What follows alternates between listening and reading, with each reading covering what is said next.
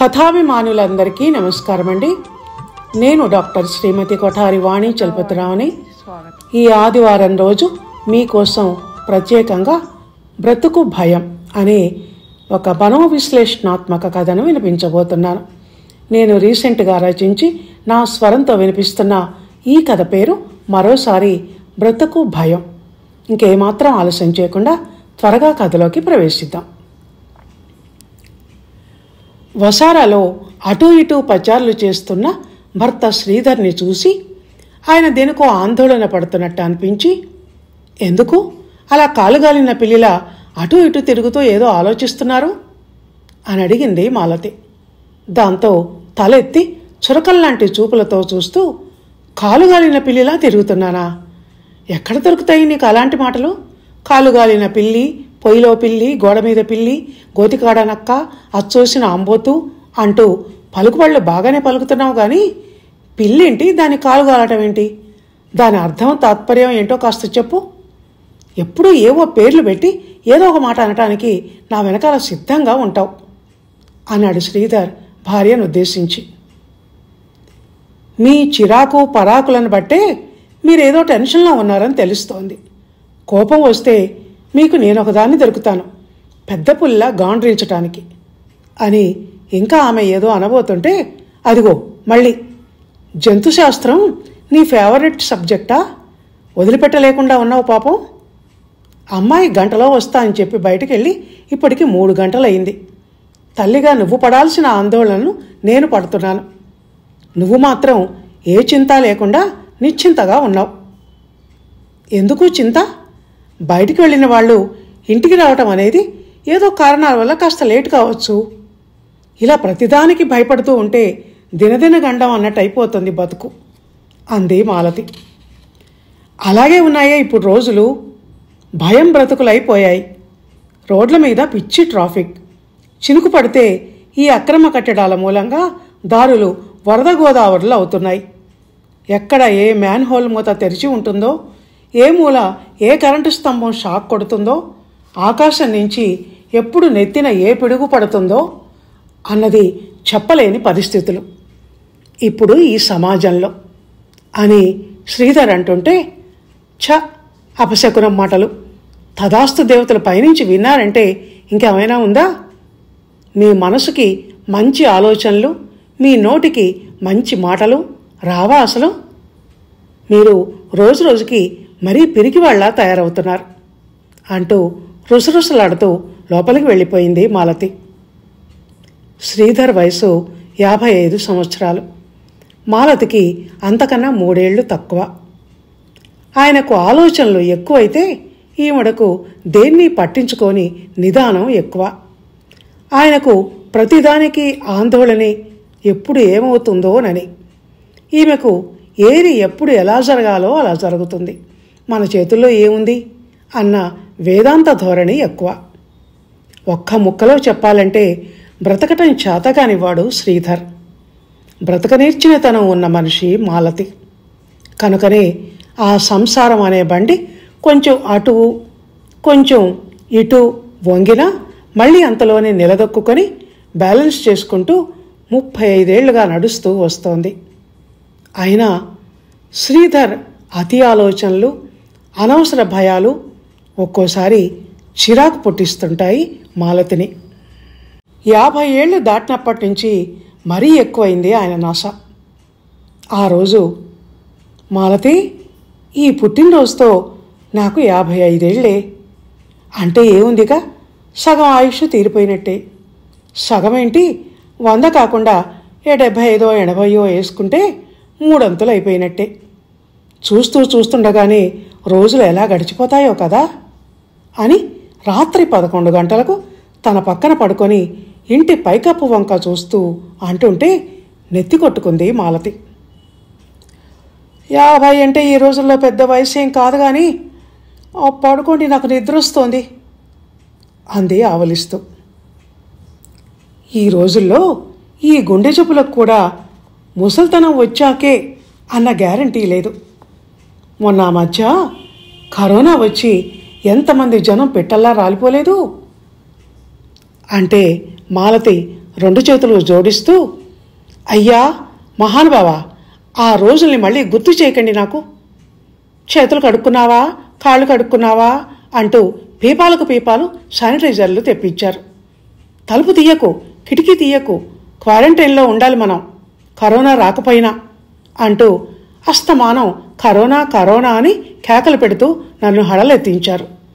Corona కన్నా ముందు మీ భయానికి హడలు చచ్చేదాన్ని రోజు అని మాలత అంటుంటే, అప్పుడు పరిస్థితులు అలాగే ఉన్నాయి మరి అన్నాడు శ్రీధర్ తన తప్పేం లేదన్నట్టుగా.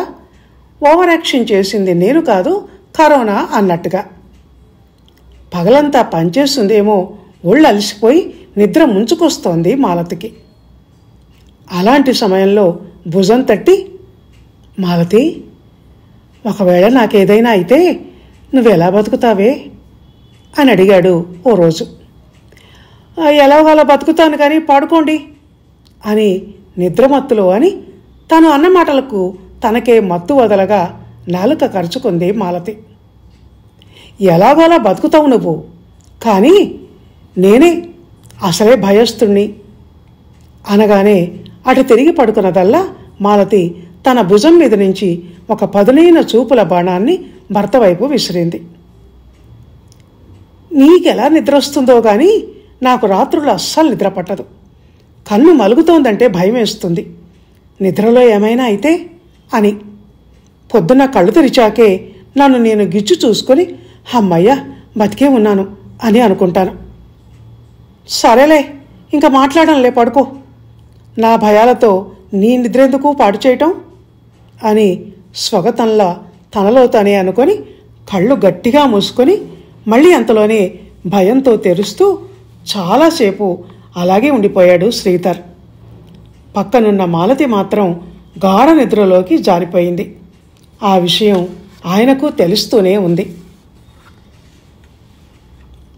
వంటింట్లో పనిచేసుకుంటున్న మాలతి దగ్గరికి వచ్చి, మాలతి, నాకెందుకో గుండెల్లో దడగా ఉంది, హార్ట్ బీట్ రేటు పెరిగినట్టు అనిపిస్తోంది అన్నాడు శ్రీధర్ భార్య వంక చూస్తూ చెస్ట్ మీద చెయ్యేసుకొని. ఆ మాటలతో చేస్తున్న పని టక్కున వదిలేసి చటుక్కున భర్త వంక చూసింది మాలతి. ఆయన కళ్ళల్లో ముఖంలో భయం తొంగి చూస్తోంది. ఆ సమయంలో ప్రతిదానికి ఎక్కువగా ఆలోచించి అనుమానాలు పెంచుకొని భయపడే మనిషి గనుక బహుశా అది యాంగ్జైటీ అయి ఉంటుంది అనుకుంది. మనసులో తన గురించి తెలిసిందే గనుక. అయినా ఆ మాట పైకి అనలేకపోయింది. నిజంగా ఏదైనా ప్రాబ్లం అయితే ఈయన మాటలను అంత తేలికగా తాను తీసి పక్కకు పెట్టడం అప్పుడు ప్రమాదానికి దారి తీయవచ్చు కదా. నిజంగా అలా జరిగితే ఆ తర్వాత బాధపడాల్సి ఉంటుంది అని ఒక్క నిమిషం ఆలోచించి, రాత్రంతా ఏదైనా ఆలోచిస్తూ పడుకున్నారా, నిద్ర పట్టిందా అసలు అని అడిగింది. ఏమీ ఆలోచించలేదు, నిద్ర మాత్రం సరిగా పట్టలేదు. కానీ నిద్ర పట్టనప్పుడు మీ మనసు ఖాళీగా ఉండదే?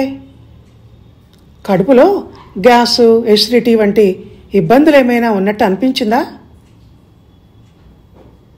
ఇంటి పైకప్పును చూస్తూ పడుకున్నాను రాత్రి. నువ్వు చెప్పినవేమీ నా కడుపులో ఉన్నట్టు అనిపించలేదు. కళ్ళు మూసుకొని పడుకోక పైకప్పు వంక చూస్తే ఎందుకు పడుకున్నారు? ఏముందని అక్కడ? ఈ ఇల్లు కొనటానికి తీసుకున్న బ్యాంక్ అప్పు ఇంకా తీరలేదు. అమ్మాయికి పెళ్లి చేయాలి, అబ్బాయికి కాలేజీ ఫీజు లక్షల్లో కట్టాలి. ఎక్కడి నుంచి తేను అని ఆలోచించా.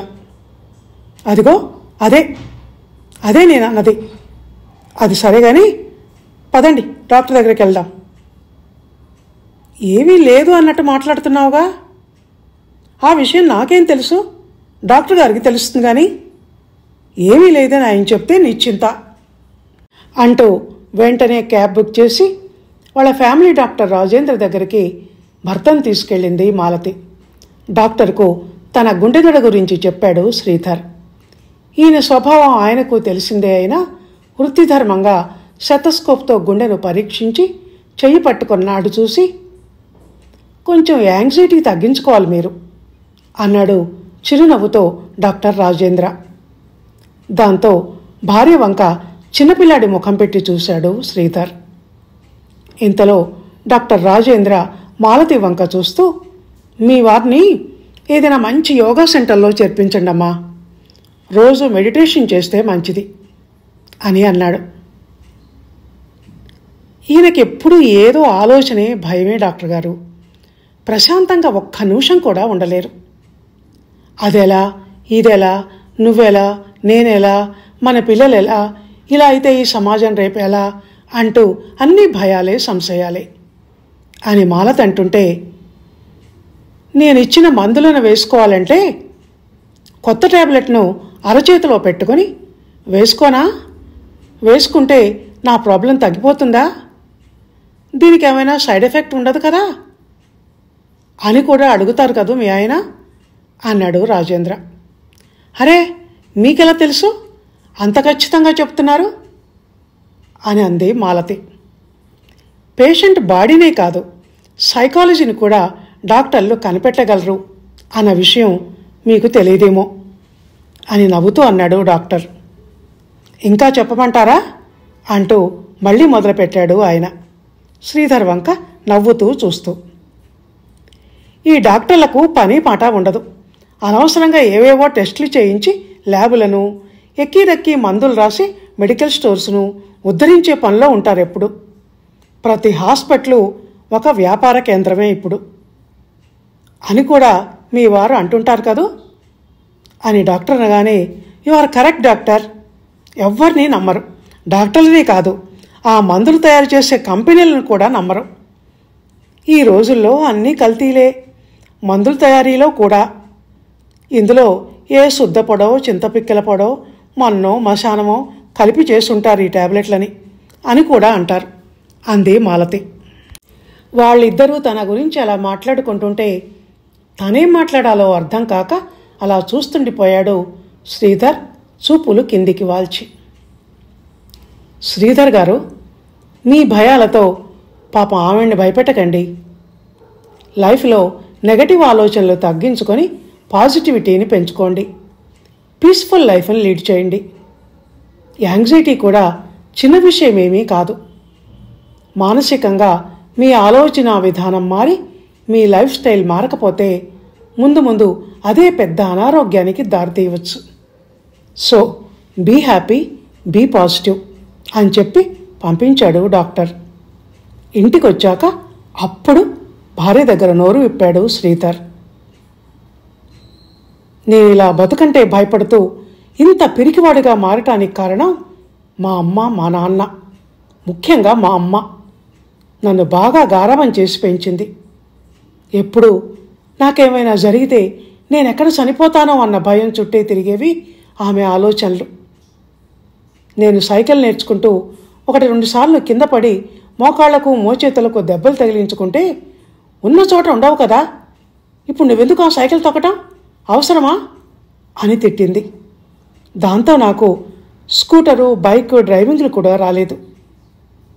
అమ్మో, ఏ యాక్సిడెంట్ అయినా జరిగితే ఇంకేమైనా ఉందా, రోజు ఎన్ని చూడటం లేదు, ఎన్ని వార్తలు వినటం లేదు అంటూ నాకు 2 వీలర్ కూడా కొనివ్వలేదు. ఫ్రెండ్స్తో కూడా కలవనిచ్చేది కాదు. వాళ్ళు ఎలాంటి వాళ్ళో, వాళ్ళకేం పాడలవాట్లున్నాయో అంటూ. దాంతో స్కూలు, కాలేజీ, ఇల్లు ఇవే నేనుండే, నేను తిరిగే స్థలాలయ్యాయి. ఈ విషయంలో నాన్న కూడా అమ్మ పేరెంటింగ్ను మనసులో మెచ్చుకుంటున్నట్టే ఉండేవారు. కానీ ఇలా అయితే వాడు ఎదగడు. జీవితంలో వాడికి కష్టం అంటే ఏమిటో తెలియకుండా పోతుంది. మంచి చెడు అన్నవి తెలియకుండా పోతాయి. అడుస్సు తొక్కనేలా, కాలు కడగనేలా అన్న సామెతలా వాడి జీవన పరిధి చిన్నదైపోతుంది అని ఒక్క మాట చెప్పలేదు అన్నాడు శ్రీధర్ సాలోచనగా. మీ అమ్మగారి పేరెంటింగ్ ప్రభావం మీ మీద కూడా పడింది. మీరు మన పిల్లల విషయంలో అలాగే చేస్తున్నారు. వాళ్లకు ఊపిరి సలపని పరిస్థితిని కల్పిస్తున్నారు. దానివల్ల మీలా వాళ్ళు రేపు ఇలాగే బ్రతకంటే భయపడిపోతారు అంది మాలతి భర్త కళ్ళలోకి సూటిగా చూస్తూ. అవును మాలతి, కానీ దీని నుంచి నేను ఎలా బయటపడాలో నాకు అర్థం కావటం లేదు. మా అమ్మ భయాల మూలంగా నేను ఇంటికి దూరంగా వెళ్ళి పెద్ద చదువులు చదవలేకపోయాను. నువ్వు నా కళ్ళెదురుగానే ఉండాలి, నా జాగ్రత్తలోనే ఉండాలి అన్నట్టుండేది ఆమె ధోరణి. ఆ రోజుల్లో బ్యాంకు ఉద్యోగాలు కొంచెం ఈజీగా వచ్చాయి గనక ఓ బ్యాంకులో క్లర్క్గానైనా స్థిరపడగలిగాను. అయినా ఏం లాభం? అక్కడ అవమానాలు, ఎగతాళి మాటలు ఎదుర్కోవలసి వచ్చింది. ఇప్పటికీ వస్తోంది. ఉద్యోగం వచ్చిన కొత్త రోజుల్లో క్యాషియర్గా కౌంటర్లో కూర్చున్నప్పుడు అన్ని కట్టల కట్టల డబ్బులు చూస్తుంటే భయంతో నాకు మనసులో వణుకొచ్చేది. లెక్కబెట్టిన వాటిని 2 సార్లు లెక్కబెట్టేవాడిని. కౌంటింగ్ మిషన్లు వచ్చాక కూడా అదే భయం. వాటిని నమ్మేవాణ్ణి కాదు. అవతలి వైపు నిల్చున్న ప్రతి కస్టమర్ని దొంగ అన్నట్టు అనుమానించేవాణ్ణి. దాంతో మేనేజర్ పిలిచి నన్ను కోపం చేసేవారు. నీ కౌంటర్లో లేట్ అవుతోందని కస్టమర్స్ గోల పెడుతున్నారు అని. అయినా నా పద్ధతి మారలేదు. బాధ్యతలు పెరిగాక ఇప్పుడేమో నా ఎదురుగా ఉన్న అన్ని డబ్బుల కట్టలను చూస్తూ ఇక్కడ ఇంత డబ్బు, నా ఇంటి అలమారా మాత్రం ఎప్పుడూ ఖాళీనే, ఎప్పుడూ డబ్బిబ్బందులే. దేశంలో ఇంత సంపద ఉన్నప్పుడు నాకే ఎందుకు ఈ దరిద్రం? డబ్బు లేకుంటే ఈ బ్రతుకు ముందుకు సాగటం ఎలా అన్న ఆలోచనలు వస్తుంటాయి అంటూ ఆ రోజు తన మనసు విప్పి భార్య ముందు పరిచాడు శ్రీధర్. అది విని జాలిగా భర్త వంక చూసింది మాలతి.